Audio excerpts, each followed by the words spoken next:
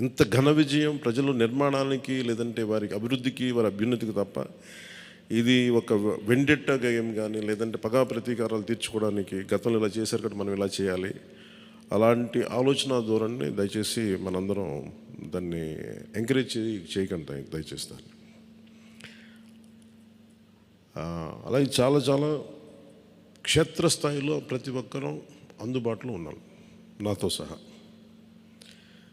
ఈరోజున జాతీయ స్థాయిలో మరి మనం సాధించిన విజయాలు కూడా చెప్పుకోవాలి.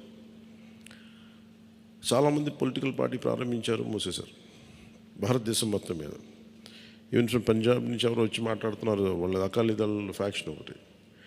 మా నాన్నగారు స్టార్ట్ చేశారు, మేము స్టార్ట్ చేసి ఇనిషియేట్ చేసి ఆఫ్ చేసేసుకోవాల్సి వచ్చిందని. మన ఎన్నికలకి మనం సాధించింది from a registered political party నుంచి రికగ్నైజ్డ్ పొలిటికల్ పార్టీ.